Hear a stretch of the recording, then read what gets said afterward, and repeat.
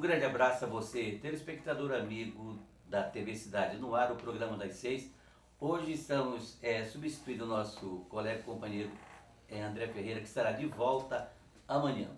Hoje vamos conversar com o arquiteto Márcio Rodrigues Leiva, do Estúdio Leiva Arquiteto, e com Gabriel Gigli Ramiro, da GR Arquitetura. Falaremos sobre marketing, maquetes eletrônicas, construções, documentações necessárias, toda uma vasta gama de padrões, leis que envolvem a construção civil dentro dos caminhos da arquitetura moderna. Boa noite, Márcio, boa noite, Gabriel, muito obrigado por ter aceito nosso convite. Boa noite. Boa noite. Boa noite. Bem, a primeira pergunta é uma pergunta muito simples, que muita gente, tirar uma dúvida de muita gente que realmente se envolve com a arquitetura dentro das construções e da engenharia. O que faz um arquiteto, Márcio, e o que faz um engenheiro civil? Qual a principal diferença ou as diferenças? Bom, boa noite, né, Gil? Essa pergunta é uma boa pergunta porque muita gente até hoje ouve falar de arquiteto e engenheiro e ainda vive perguntando o que faz, qual a diferença existe entre as profissões. Basicamente as profissões são voltadas ao mesmo intuito, ao mesmo propósito, né? O conceito de construção, o conceito é obra, residência, comércio, todo mundo vai precisar de um arquiteto ou de um engenheiro. Agora, o que cada um deles faz? Vou tentar resumir aqui um pouquinho, que assim, a arquitetura ela é mais voltada, o arquiteto, ele tem mais a consciência, o conceito de projetar devido à sua função, tá? Como que resume isso? Por exemplo, nesse estúdio aqui, você chega para mim e pede: Márcio, eu preciso de um projeto de um estúdio. Tá legal, eu venho aqui, eu vou fazer algumas perguntas para você, qual o tamanho que você tem para construir, o que você precisa.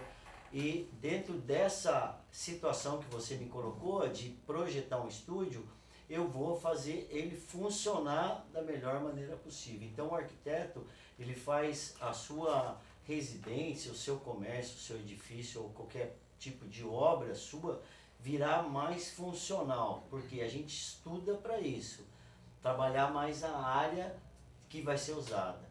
E agora o engenheiro, ele trabalha ele é voltado mais para a gestão da obra.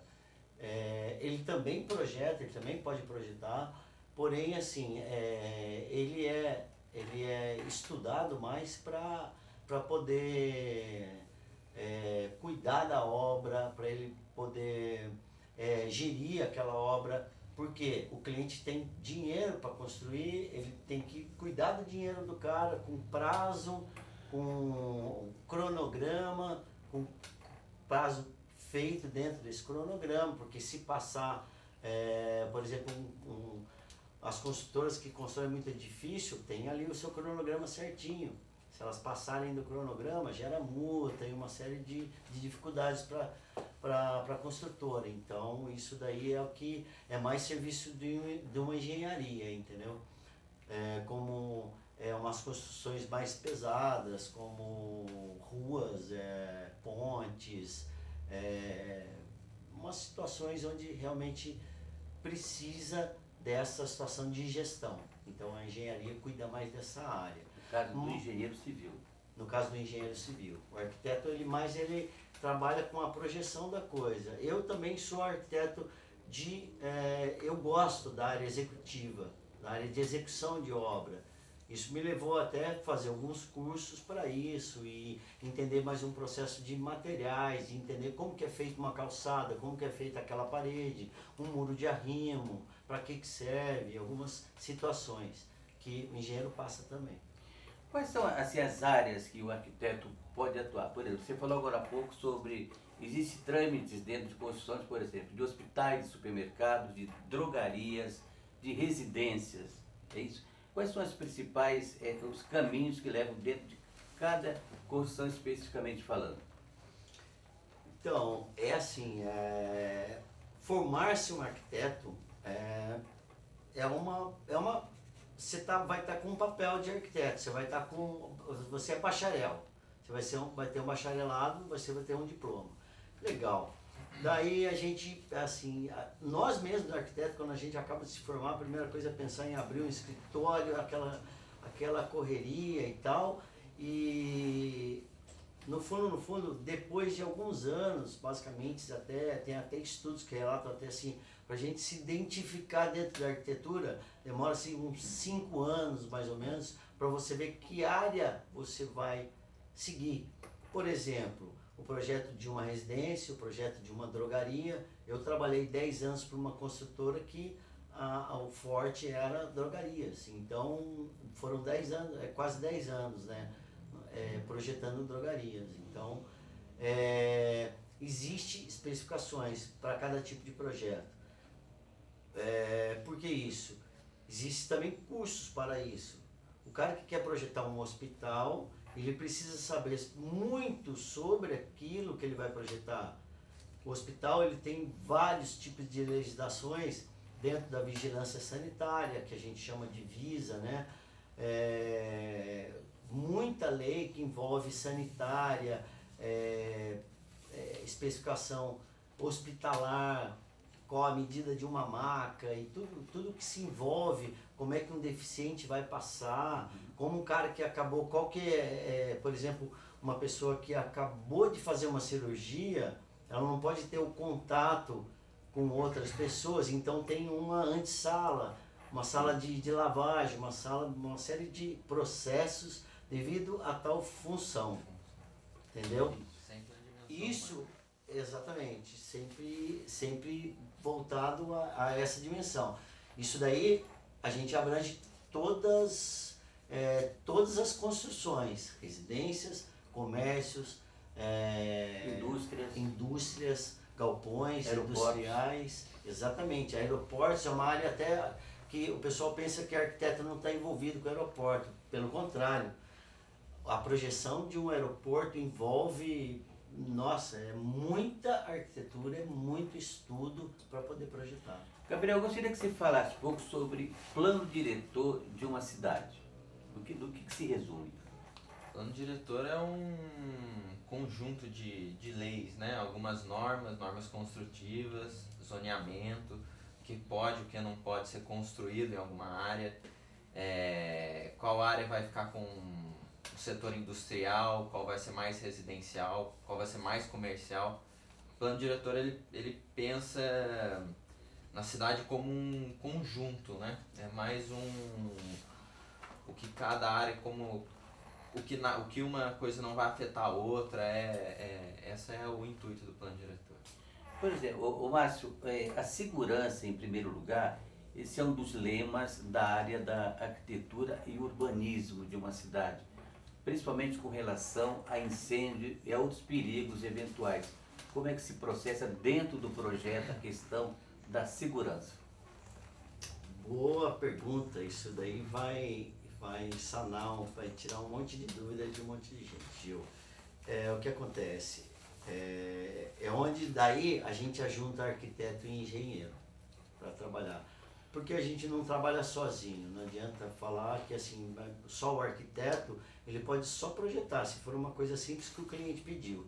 Agora, entra o trabalho em conjunto da arquitetura e da engenharia justamente nessa causa. Por exemplo, o que o Gabriel acabou de falar sobre o plano diretor, e você está perguntando sobre a segurança,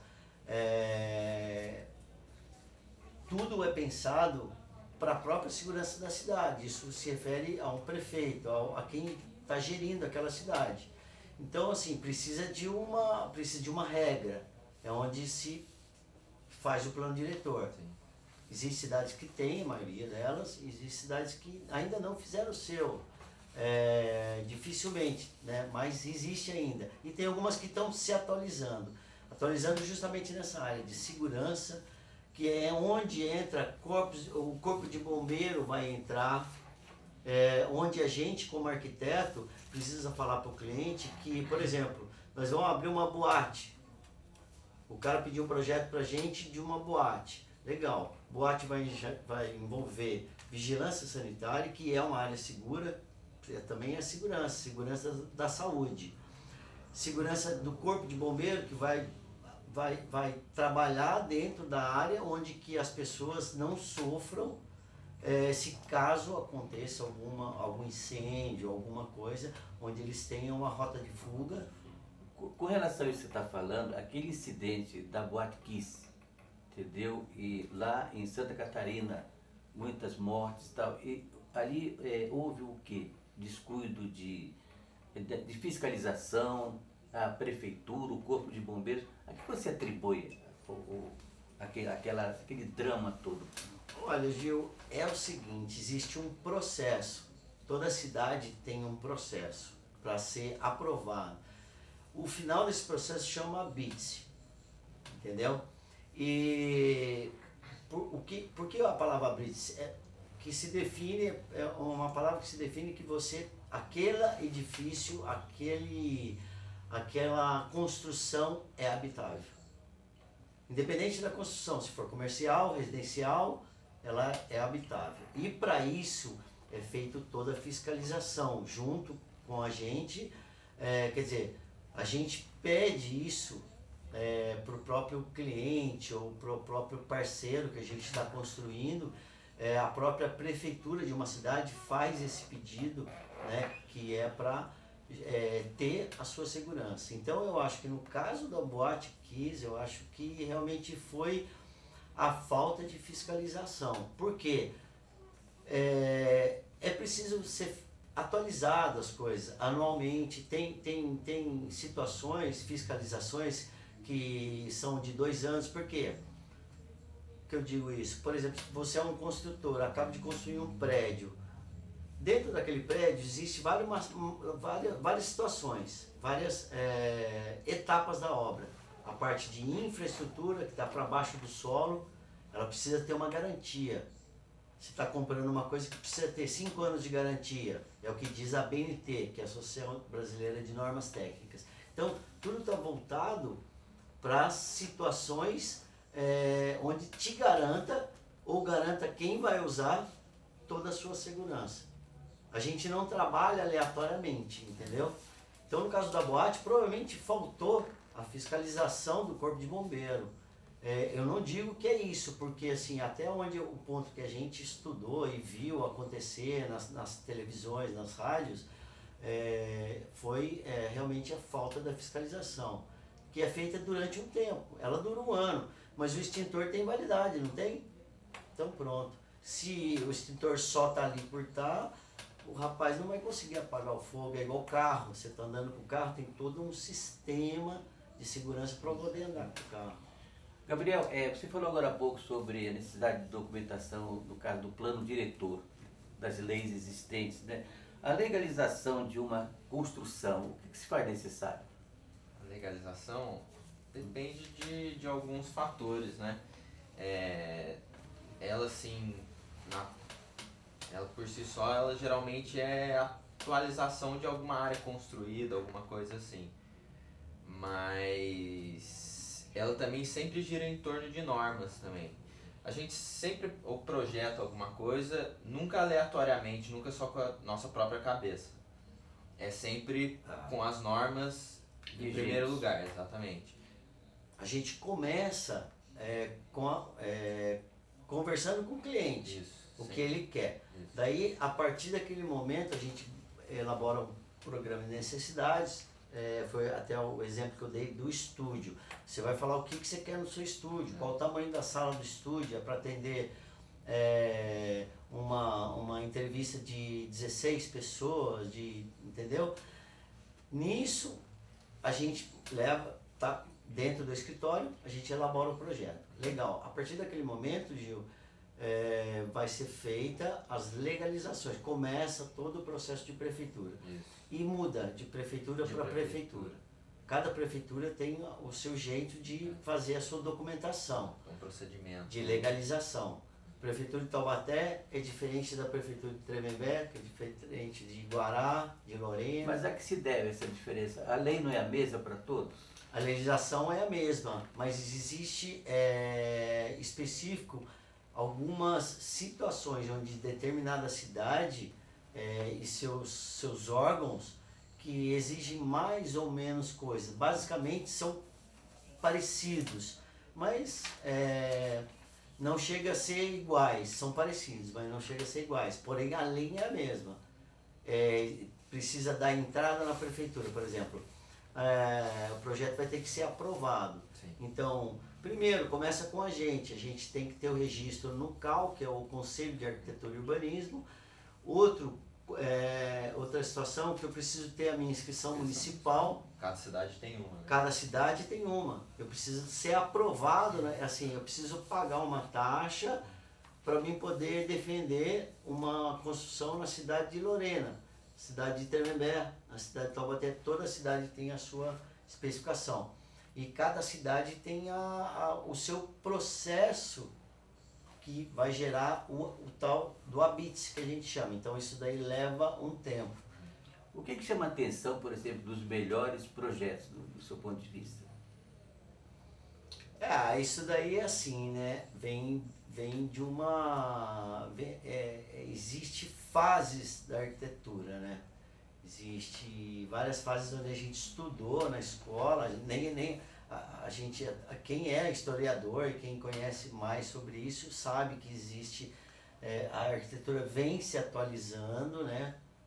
Por quê? Por causa que os materiais vêm se atualizando, então a gente tem uma ampla variedade de materiais que a gente pode estar usando. Por exemplo, as construções nos Estados Unidos são feitas de um jeito, é usado drywall, é usado steel frame. São umas coisas onde é muito mais rápido. A casa lá sai em 3 meses, 4 meses. A nossa aqui demora quase um ano. 6 a 1 ano. Como é que você compara, por exemplo, aqueles prédios de Dubai, sabe, aquelas arquiteturas modernas e tal? Ali praticamente não existe nada. Ali era um deserto, né? Aquilo se fez dentro de um custo muito alto, que para eles não significa nada. É uma cidade artificial. Exatamente. Como é que você, por exemplo, o desenvolvimento da arquitetura nacional aqui, a nossa, do país, como é que ela se projeta a cada tempo? Como é que ela vai se melhorando os seus projetos, as suas linhas? Olha, Gil, isso acontece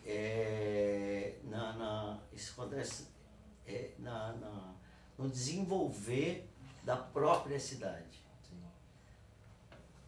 Por exemplo, não adianta eu construir uma casa, vou falar de uma cidade onde a gente está próximo, na roça, lá em Cunha, onde um caminhão de tijolo não chega.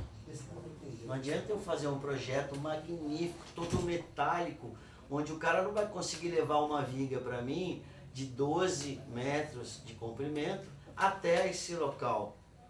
Eu vou ter muito trabalho para chegar até ele. Então a gente, como arquiteto, a gente tem que projetar com uma estética e uma plástica, para não sendo só por, assim, o pessoal fala até que é só por frescura. Mas não, cada arquiteto tem um jeito de projetar e a gente também tem que pensar na situação que ela está sendo aplicada. Por exemplo... O ambiente impacta também na construção. A gente é treinado, estudado para projetar uma construção referente à sua iluminação, à sua ventilação, à sua função. Onde a gente acabou de falar até sobre drogarias, sobre hospitais e tudo. Então tudo tem um efeito claro, tudo tem a sua função correta da coisa. Então a cidade também se projeta sozinha, ela vai se aumentando dentro de um plano diretor, que o Gabriel acabou de falar. Então, como a forma a cidade, você pode ver prédios como Dubai, você está falando, lá é uma loucura, é um dinheiro que que é investido numa cidade artificial que foi feita, que são pessoas de muito dinheiro, onde conseguem levar produtos para lá, onde lá não tem. Porque em Dubai mesmo não tem tais produtos, como o vidro curvo, você não acha. Vem tudo de outros países, de outras localizações, de outras produções do mercado de materiais, entendeu? Gabriel, olha, cada município tem o seu código de postura, aqui é uma discussão entre a população, que é aprovado pelos vereadores, pela Câmara Municipal da cidade. Por isso existe a diferença. Existe alguma, isso é imediato, essa aprovação, ou, por exemplo, a burocracia também existe? A burocracia é bem grande. Mas bem por grande. que eles... Não sei te dizer por quê, mas ele tem cada processo ele tem um procedimento, ele sempre passa por vários setores até sair o alvará de construção. E daí a gente parte para um habite, que é o que a gente estava falando. Mas se percebe que falta um pouco de técnica, né? de pessoas mais técnicas para entenderem, por exemplo, uma casa num condomínio não impacta para a cidade o que deveria impactar, o que eles acham que impacta. E aí uma casa no condomínio fica uns 6 meses para uma aprovação, que não faz muito sentido para a gente, porque ela não tem impacto, ela está isolada, ela só existe ali, ela não tem função para a cidade. Então, para a gente... Até a gente também tem essa dúvida. Também tem essa dúvida. Porque dessa demora da entrada de projeto, do processo. Cada prefeitura tem o seu. A gente, como arquiteto, a gente até sabe, você precisa aprovar uma obra em Tremembé, lá é legal, lá vai ser mais rápido. Estou dando um exemplo só, tá, Gil? Você precisa aprovar em Taubaté, você precisa aprovar em Pinda, você precisa aprovar em Guará, você precisa aprovar em São Paulo. Cada um tem um tempo. Quer dizer, o processo é o mesmo, mas a demora é um ponto comum entre todas as prefeituras. O diferencial. Por exemplo, em São Paulo deve ser uma loucura para aprovar um projeto lá, porque a gente sabe que tem mais carro do que rua, né? Então, para o cara fazer, para uma aprovação de um projeto simples, de uma residência no centro de uma cidade, é feito todo um estudo, que impacto que ela vai levar para aquela cidade, para aquela rua, para aquele bairro, entendeu? E dentro dessa demora, existe porventura a chamada propina para liberação mais imediata, mais rápida, em determinados casos? Gil, você está querendo me sacanear, né, Gil? Olha, dizem que sim. O arquiteto bom, que é o que eu almejo, que sempre para mim, e para a pessoa que contrata os nossos escritórios, a gente tenta sempre alertar ele, para que ele não saia lesado, para que a gente não saia lesado. Então, se você não quer pagar nada de propina, segue a risca. Entendi. Entendeu? Se você quer aprovar rápido, não segue a risca. Agora, quem aceita a propina, se Taubaté, se Tremembé, se o Vale do Paraíba aceita a propina, assim, vai de cada prefeitura, né? Bem, nós falamos agora há pouco sobre o avanço da arquitetura moderna, as suas modernizações e tal. O que são chamadas maquetes eletrônicas? Maquetes eletrônicas, então, isso daí pra gente é uma área hoje, eu vou começar um pouquinho antes, respondendo essa pergunta. Antigamente a gente fazia muito, que eu comecei dessa época, a gente fazia as maquetes físicas.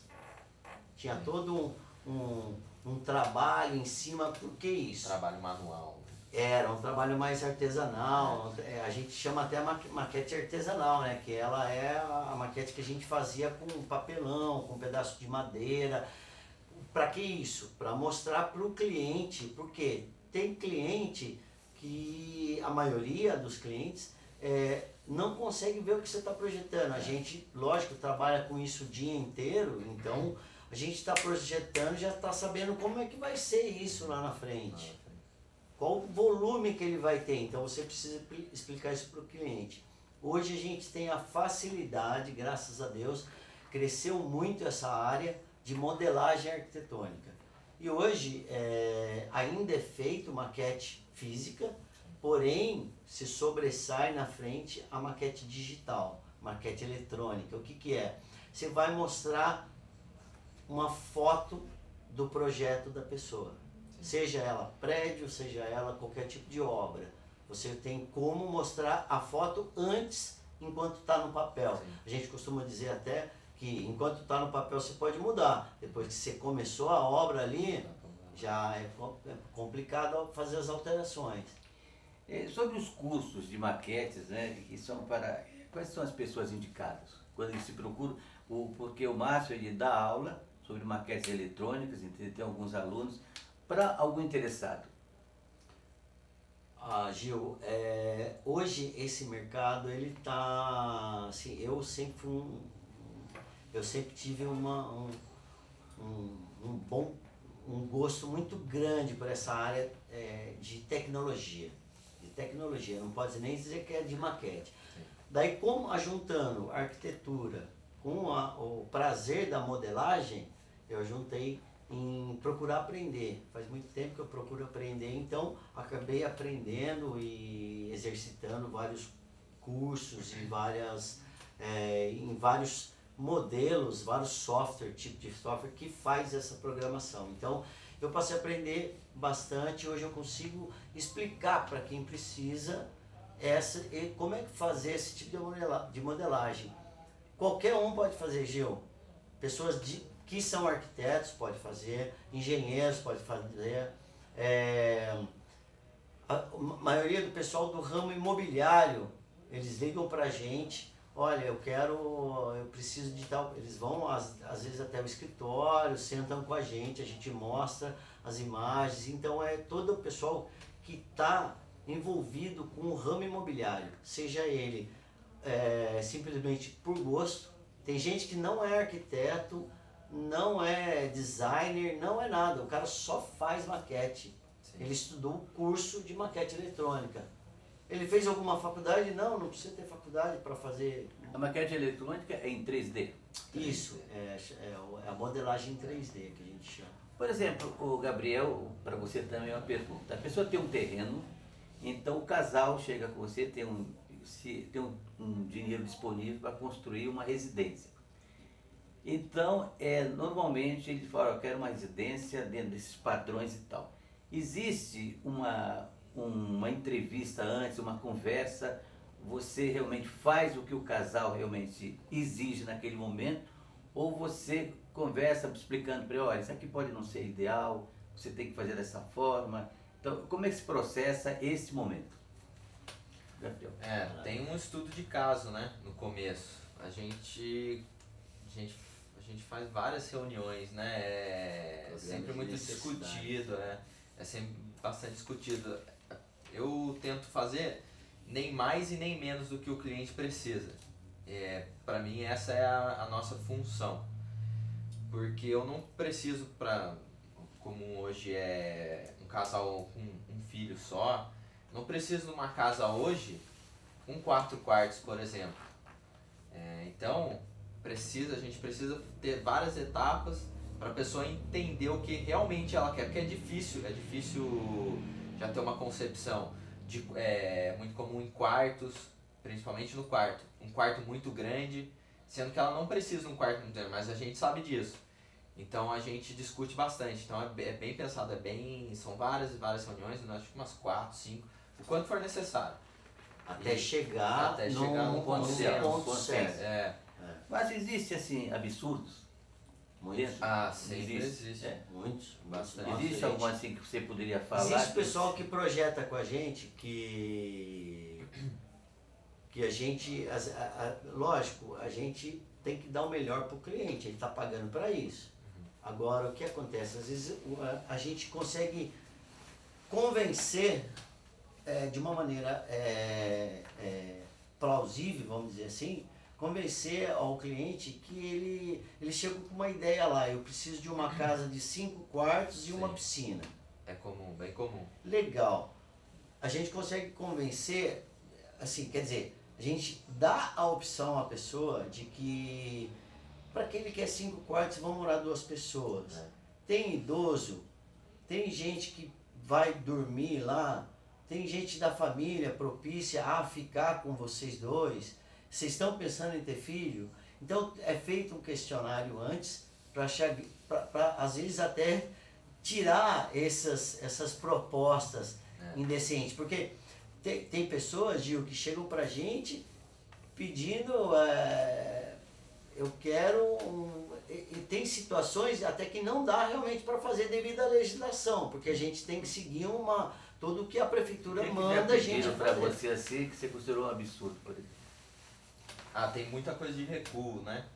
Os recuos A maioria, na verdade, a maioria absurdo mesmo, assim, que a gente pode falar, que sempre acontece, Gil, referente à própria legislação da cidade. O pessoal não gosta de cumprir. Você precisa de um recuo lateral de 1,5, o da frente de 5 metros e o traseiro de 3 metros. Você comprou o terreno, vamos dizer lá, você pagou 75 mil num terreno, legal. Pô, você não vai poder usar essa área? Não. Você não vai poder usar essa área. Por quê? A gente primeiro pede uma certidão de uso do solo para ver o que pode e o que não pode naquele terreno, naquela região. Então a prefeitura vem da prefeitura devido a um processo, vem da prefeitura a certidão de uso do solo. Daí a gente vai dizer para ele o que ele pode construir. Porque tem gente que está com dinheiro, está querendo construir, mas não sabe o que fazer. Tem gente que tem uma área grande, o pessoal de São Paulo, que chegou uma área, que é uma área industrial aqui, né, lá no UNA. Sim. O cara tem dinheiro, só que ele não sabia o que é construir. Daí é onde você vê a função real do arquiteto. A gente, com estudo de viabilidade, conseguiu orientar para ele que se ele construísse casinha ali, não ia dar o retorno do dinheiro que ele precisava. Se ele construísse galpões grandes, ele chegou querendo galpões enormes, porque a área dele era grande. A gente chegou a uma conclusão que os aluguéis dos galpões para se pagar ia demorar muito tempo para ele poder ver o reembolso que ele colocou. Então, querendo analisar isso daí, para a gente é um absurdo. Para a gente, não para o leigo. Para o leigo não, ele chega, ele quer a piscina. Piscina é o maior dos problemas que a gente vê. Que assim, é tudo muito lindo, é muito bacana. Você vai usar? Você pergunta para o cliente, só vai estar assim, não, eu não vou. Não, mas daí o que pode acontecer é falar assim, eu não vou usar, mas eu quero construir. Daí você vai ter que fazer, a gente está lá para isso, projetar. Então tá bom, eu te dei, é como se fosse uma patologia de um médico, sabe? Ele vai te falar qual o problema que você tem, você vai passar para ele. Tá doendo aqui, doendo ali, ele vai falar assim, não, isso daí pode ser tal coisa. Legal, depois de um exame feito, ele vai falar o que é e qual remédio tomar. Só que tem um problema, você toma se você quiser, né?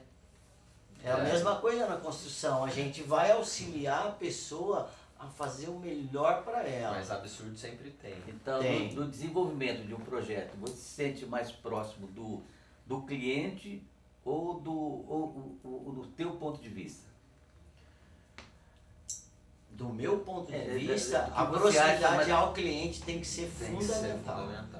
Tem que ser fundamental, porque o projeto começa antes, até mesmo antes de ele pensar o que fazer.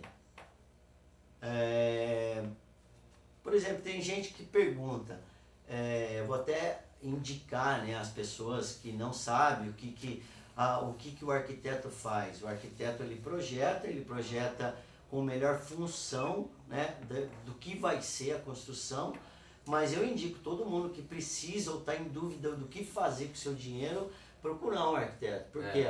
bastante indicado. A pessoa, antes de comprar um terreno, para que contratar um arquiteto? É fundamental, Gil. Por que isso? A gente vai fazer o estudo. O cara tem 3 opções de terreno. Um é assim, com aclive, que a gente chama. Outro é retinho. O outro é com declive. E a rua está aqui na frente. Então, ele tem essa opção, a rua estando aqui. Ele tem essa opção, a rua estando aqui. Ele tem essa opção, a rua estando aqui. Qual o melhor terreno comprar? Ele pode vir nos consultar. A gente vai ter toda a possibilidade de ajudar ele. Por quê? Dependendo, assim, eu gosto muito de casas se a profundidade, ele gosta de mirantes e tal, tudo bem, daí legal. Ele quer comprar aquele terreno em aclive, em queda, legal, em declive, se ele quer comprar o terreno, o melhor é comprar o terreno plano, mas hoje nem tudo é assim. Hoje a maioria dos condomínios estão se virando aí para os cantos aí, pegando todo tipo de terreno. Você compra uns terrenos todo maluco assim, que o cara vai e compra. Na hora que ele compra um terreno que você vai precisar fazer vários muros de arrimo, ele não sabia disso. O mesmo preço é o terreno do lado, que às vezes está mais plano, porque às vezes o morro cai aqui. Sim. Então ele pode vir a um escritório de arquitetura e, se ele quiser um estudo mais aprofundado, ele pode contratar o serviço. Se ele não quiser, ele pode ir até o nosso escritório e perguntar para a gente. A gente vai dar o endereço, vai falar como achar a gente. Então, é fundamental procurar um arquiteto desde o início. Desde a compra, a localização desde a do compra terreno. até o final da obra, você tem alguém. Por exemplo, um detalhe muito simples, mas que muita gente dá uma grande importância, é a posição do sol. Principalmente numa terra muito quente, de calor intenso, principalmente o sol da tarde. Se ele chega com você, já existe um estudo com relação a esse detalhe dentro de uma construção? Olha, eu quero que eu não bata sol no meu quarto durante a tarde, por exemplo. Sim, tem. Pensado, não? Tem até uma matéria na faculdade que ensina a gente, chama carta solar, né? É uma carta solar. Você pega onde está o norte, e daí, assim, existem situações que você consegue colocar os quartos voltados para o norte, ou tem situações que você tenta ajustar o melhor. Isso influencia muito na hora de projetar. Isso influencia muito, Gil. Por quê? Porque a gente sabe que o sol, na verdade, é um grande remédio para tanto para doença como falta de vitamina, né? E tem pessoas que têm que ficar um determinado período no sol, tem pessoas que não podem ficar no sol, tem uma série de situações. Então a gente também trabalha em cima de tudo isso daí. Quarto de neném, o sol da manhã batendo, geralmente mata bactérias, fungo, ácaros, essas coisas. Então abre a janela lá, deixa o sol bater ali. Aí áreas muito quentes, existe situações onde você pode colocar o sol batendo naquela tal área para ela fazer tal tipo de função, como hospitais, geralmente acontece muito isso. Você não pode deixar os residentes dos hospitais todos voltados para o sol lá, no máximo lá, que você vai gastar uma energia muito grande de ar-condicionado. Para que isso? Exatamente. Gabriel, por exemplo, numa área residencial, é muito comum você ver uma pessoa querer transformar a sua garagem num ponto comercial. E às vezes isso é contra a lei. Como é que se processa isso? Como é que dentro da lei, como é que você, por exemplo, não aconselha que se faça esse tipo de construção? Nesse caso, como ele é bem específico e ele é bastante burocrático, principalmente na parte de vigilância, porque entra na parte de saúde. Então, é bom ter uma consultoria antes, porque não é tão simples. Não. Vai depender muito também do plano diretor. O plano diretor sempre vai estar... É o primeiro que manda. Primeiro que manda, E não é toda garagem que pode, vai depender de vários fatores. E principalmente na parte de vigilância, principalmente se for na parte de alimentos. E outra é a certidão do uso do solo. Antes de você começar o projeto, o cliente pode vir e pedir para você. Só que você vai ter que dizer para o cliente respaldado na legislação da cidade. Ali pode ou não. Depois do processo ser estudado, a gente dá entrada no processo da prefeitura, que é a certidão de uso do solo, e a prefeitura vai dizer pra gente, né? Não é a gente que escolhe, a prefeitura vai dizer pra gente o que nós podemos construir ali. A gente vai pro cliente e fala, ó, você pode fazer aquilo que você está querendo lá. Você pode construir um comércio embaixo e a residência em cima. Porque hoje a gente vê muito padaria embaixo, mercadinho, que o cara mora em cima ou aluga em cima. Eu gostaria que você falasse sobre um detalhe interessante, são os famosos telhados verdes, né? Que segundo em muitas cidades, até redução de impostos, incentivos fiscais existem para que haja esse tipo de construção. Me parece que eles combatem a aridez e as mudanças climáticas. Como é que vocês veem isso? Gil, vou falar um pouquinho, Gabriel. Inclusive, isso daí é uma área ainda em estudo. Isso é uma área em estudo ainda. Porém, o que acontece? Tudo, assim, agora pegando um engate aí, assim, tudo no Brasil chega depois. Sim. Isso daí para fora você já vê acontecendo. Agora, pra gente aqui, existe uma dificuldade, né? Tudo acontece lá fora primeiro para depois chegar pra gente. Então, esses telhados verdes são ótimos, são maravilhosos.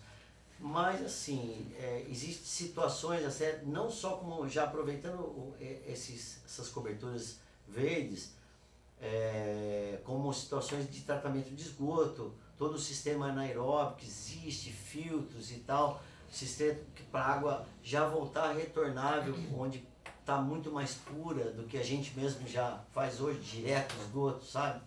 O que acontece muito em São Paulo, a gente vê um monte de favelas ali, onde eles não têm uma rede de esgoto passando e desaguam todo direto no rio. Então, quem vai dar manutenção nisso daí? Nós estamos preparados para dar manutenção nisso daí. A cidade onde a gente atua está preparada para dar manutenção, porque um telhado verde, a vegetação cresce, dá praga, dá bicho, existem várias situações onde pode acontecer. Necessariamente o telhado verde ele não é verde, ele não precisa ser grama, só uma nomenclatura. Ele não precisa ser de grama para ser verde. Pode ter outro tipo de tratamento com cascalho, é comum. Com cascalho. O Shopping Eldorado de São Paulo, eles estão divulgando muito esse telhado verde deles. Da cobertura. Da cobertura. Realmente, então, existe praticamente um pomar ali. Sim. Você entendeu? Uma coisa muito bonita. E eles realmente estão investindo alto nisso. Então, hoje no Brasil, Gil, geralmente quem investe em criações novas, em atualizações de mercado, geralmente, igual tem hoje as energias solar, hoje tem os painéis que captam toda a energia, todo o sistema onde que você pode até devolver a energia para bandeirantes. Ainda não está acontecendo isso, mas existe. Você reserva toda a bateria, a energia que você não consumiu, deixou de consumir, que você captou, tem todo um sistema aí. Então, assim, tudo que é novo para nós custa caro. Sim. E o cliente não quer pagar, né? Daí vem aquele, assim, vai do que ele quer pagar. Eu quero telhado verde. Você vai, tudo bem. Ó, a gente tem que deixar claro para o cliente o quanto que vai dar de trabalho para ele fazer o telhado verde. Igual no caso do Eldorado, eles já sabem, já fizeram todo o cálculo e o quanto que eles vão ter ali de gasto, de manutenção, entendeu? Como o Gabriel falou, não necessariamente é verde, pode ter árvores frutíferas, entendeu? Sim, várias situações. Não precisa ser grama, né? Não, pode ter... Nós temos um prédio ao lado, onde a portaria do prédio, a A gente está situado no edifício Brasilis, aqui em Taubaté, então no prédio ao lado, a portaria do prédio, a laje dela, da portaria, a gente olhando, porque a gente está no 8º andar, então a gente olhando lá de cima, podia ser um telhado verde. Sim. Ali é argila expandida, é umas argilas redondinhas, que a gente chama de argila expandidas ou seixos, entendeu? Que é colocado em cima da laje. Para quê? Para filtrar, para Conforto térmico, para não isso pode ser isso é considerado um telhado verde hoje, nesse caso, da argila. Por exemplo, no começo nós falamos sobre arquitetura. O arquiteto, alguns deles se especializam, por exemplo, na construção de hospitais, de drogarias, supermercados, entendeu? Sim. Aeroportos e tal. Você especificamente, você escolheu, você está se especializando em alguma construção específica? Olha, trabalhando no início da minha carreira, graças a Deus, eu saí da faculdade já empregado, e na própria faculdade eu já trabalhava numa construtora de empreendimento imobiliário de prédios normal em São José. Logo que eu me formei, eu fui para uma construtora em São José dos Campos, onde o foco dela era drogarias. Então eu precisei estudar muito sobre drogaria, como fazer, como a gente estuda tanto até ao ponto de saber como fazer o layout para vender mais. Essas filas que a gente tem, as filas únicas que a gente chama, onde o pessoal tem que entrar pelo aquele afunilamento e passar, não tem outro caminho. Antigamente não era feito assim, as portas estavam ali, você ia lá, pagava no caixa e ia embora. Hoje não, você tem que passar por uma fila, onde dentro dessa fila tem chocolate, onde criança gosta de pegar. Então, isso daí você precisa estudar, não surge do nada, né? Então, são feitos estudos, são feitos cursos, onde eu me apontei mais para a área da vigilância sanitária, entendeu? Também por gostar. Por quê? As drogarias exigem muito, elas exigem vigilância sanitária quase que 100%. Qualquer coisinha em problema, eles não aceitam. Não passou. Precisa reformar, precisa arrumar ali. O banheiro está sem ventilação. Não passou. Então a gente precisa ficar em cima dessa área, entendeu? Eu tive o prazer de trabalhar com um grande arquiteto de São José dos Campos. O nome dele é Ricardo Veiga, grande amigo meu hoje. A gente chegou até a fazer o projeto dele, né? Ele fez um edifício lá em São José. A gente entrou com o que ele pedisse, né? Com respaldo, porque arquiteto trabalha em grupo, né? Não faz tudo sozinho. Então, alguns arquitetos entram com detalhamento, outros entram com projeto como macro do projeto, e outros entram ajudando. Então eu pude ajudar nesse projeto dele, e onde a gente já ganhou até a Bienal da Arquitetura com ele, né? Foi um projeto em São José. Hoje o edifício chama Opus 570, que está lá para todo mundo ver, ganhou o tema da Bienal da Arquitetura, e ele é um projetista de hospital. A maioria dos hospitais de São José dos Campos e do Vale do Paraíba é ele que faz. Gabriel, a exemplo do Márcio, você é sobrinho de uma das maiores arquitetas aqui da cidade, aqui do Vale do Paraíba, que é a Silvia Ramiro. A Silvia Ramiro realmente tem uma experiência vasta e longa, trabalhou há mais de 30 anos e muito respeitada, muito conceituada aqui na cidade. Ela foi a sua fonte de inspiração? E o que é que você está achando desse momento seu? Para mim a gente acumula bastante experiência, né? Todo dia é alguma coisa nova, sempre. Sempre, então... E me deu um respaldo bom para entrar na faculdade, né?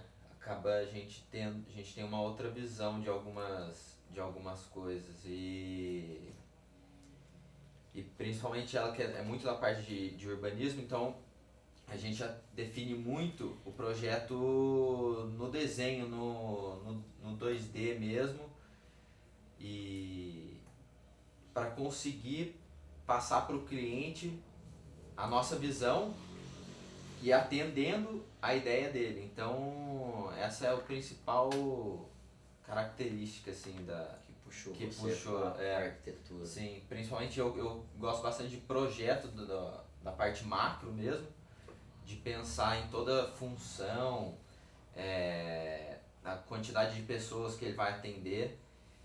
E essa é a parte que a minha tia tem de forte, de resolver problemas, né, como eu gosto de falar. Mas no seu caso, como é que você segue? Qual a literatura que você costuma usar? E dentro de um projeto novo, o que foi a sua fonte de inspiração e continua sendo? Como é que você se atualiza? Como é que você se inspira? A atualização da profissão, Gil, vai do desempenho do profissional, né? Eu estou sempre em busca de novos cursos, sempre fazendo novos cursos, né? E às vezes até mesmo cursos menores, pequenos, que está ali acontecendo ali, gratuito. Vai lá aprender, É o que eu vejo que pode embutir na minha área, eu vou lá e faço. Como também dou curso hoje que é de maquete eletrônica. Quem quer aprender, quer fazer, tenho todo o prazer de ensinar. Algumas palestras foram feitas, já fiz, me chamaram para fazer, a Anhanguera de Pinda. Então, assim, você tem que estar ligado, você não pode desligar nunca, ficar ali no escritório. Eu costumo dizer assim, Gil, o arquiteto, porque tem muito arquiteto que fica ali sentado atrás do computador. Não, tá errado. Para mim, na minha maneira de ver, tá errado. Vai ler um livro de arquitetura, vai buscar um arquiteto para você aprender mais, vai para a obra, vai ver o que está sendo feito que você projetou. Aí você vai poder aprender mais. Vai para uma faculdade de arquitetura, não se desligue dela, porque nela são feitas várias atualizações. A gente tem aqui 1, 2, 3, 4, 5, acho que 5 ou 4 faculdades diretamente de arquitetura, engenharia, agronomia. Isso tudo é área de atualização. Então a gente, como o mercado ele é normal em se atualizar, nós precisamos nos atualizar sempre. Existe um termo de comparação que você pode traçar entre arquitetura moderna nacional e arquitetura, por exemplo, da Europa, dos Estados Unidos ou da própria Ásia? Em relação à arquitetura moderna, na verdade a gente chama arquitetura moderna um período, né? Tudo se baseia tem até uma disciplina que chama História da Arquitetura, História da Arte, História da Arquitetura, onde ela vem vindo crescendo, é onde há as diferenças de construções das épocas. Então a gente existe vários, tanto arquitetura moderna, pós-moderna, minimalismo, vários tipos de arquitetura clássica, arquitetura barroca, onde eram construídas aquelas igrejas de Minas Gerais, entendeu? Toda em arte barroca, que era mais um rococó que a gente chama, aqueles gradios arredondados. Então, mas a arquitetura moderna, eu vejo que apesar de a gente já estar um pouco mais na frente, minha maneira de enxergar, a gente está um pouco mais na frente da arquitetura moderna hoje. Muitos arquitetos ainda estão presos à arquitetura moderna. Temos o pós-moderno, que é uma alteração pequena devido a materiais e algumas situações, mas e atualizações também, né? Hoje a gente tem todo um processo de automação. Hoje tudo se aperta botão, é igual o celular. Antigamente era aquele de fiozinho que você puxava e você tinha que abrir e tal. Hoje tudo se atualiza. Hoje a gente tem uma automação hoje de você, antes de chegar na sua casa, você ligar até o ar-condicionado, você ligar até a banheira da sua casa.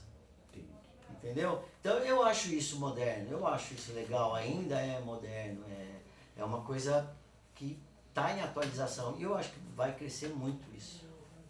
Uma pergunta para os dois. Por exemplo, existe aquele jogador de futebol que faz aquele gol de plata, realmente carrega aqui na memória para sempre. Qual o projeto seu que você considera aquele top, que você realmente é o seu cartão de visita, que você já realizou? Que eu participei ou que foi o que fiz? Que você fez?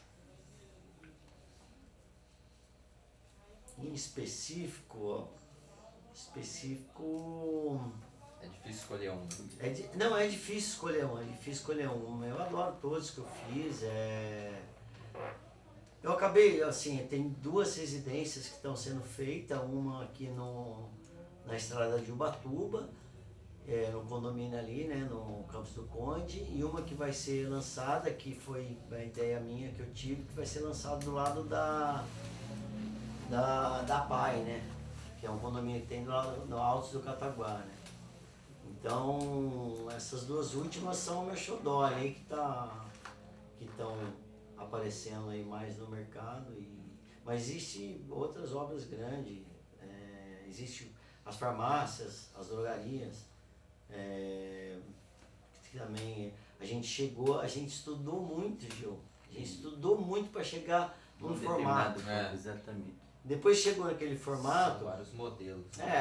Eu me desliguei, né, da construtora, mas assim, eu aprendi muito com ela. Então, chegou no momento onde, assim, a gente... Para encerrar, eu gostaria que tanto você quanto o Gabriel deixassem uma mensagem, entendeu, para algum cliente, uma pessoa que está interessada, e deixasse também os seus contatos. Tá legal. Bom, mensagem que eu tenho para qualquer tipo de pessoa que está pensando em contratar ou não um arquiteto, não hesite, vá, ligue, não fique com vergonha de perguntar, não tenha medo, porque esse medo seu pode fazer você gastar muito dinheiro lá na frente. Aqueles que já conhecem o serviço de arquitetura, é só ir no escritório que a gente vai fazer todo o serviço para vocês. Então, assim, sempre procure um arquiteto, se tratando de projetos, se tratando de construção, não hesite em procurar um arquiteto. E deixe o seu contato, por favor. O meu contato hoje, a gente está com escritório no edifício Brasilis, na rua Engenheiro Fernando de Matos, número 262, 8º andar, sala 81. O meu telefone hoje é 99237, particular, pode ligar à vontade também, que é o mais que a gente usa lá, 99237-1262. E você, Gabriel? A minha mensagem é: tenha paciência, né? Porque obra é um negócio complicado, demorado, principalmente na parte burocrática. E não economize em alguns centavos. Alguns centavos. Porque uma obra custa 100 mil, 200, 300 Sim. mil. Que custa você pagar um arquiteto para você não ter erro? Exatamente. Entendeu? O que vai custar um arquiteto? Vou dizer até valores aqui, talvez 5 mil, 6 mil. O preço de uma obra de 300 mil. Exatamente. A porcentagem é bem pequena, né? E o meu número é 99161-6944. Bem, agradecemos a presença aqui do Márcio Rodrigues Leiva, do Estúdio Leiva Arquiteto, e do Gabriel Gigli Ramiro, da GR Arquitetura, pelos seus esclarecimentos.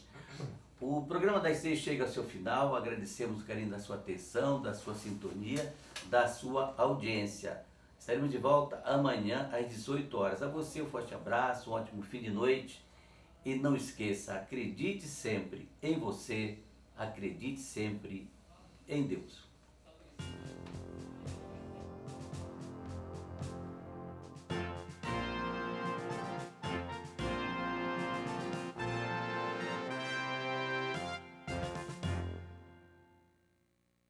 Stay.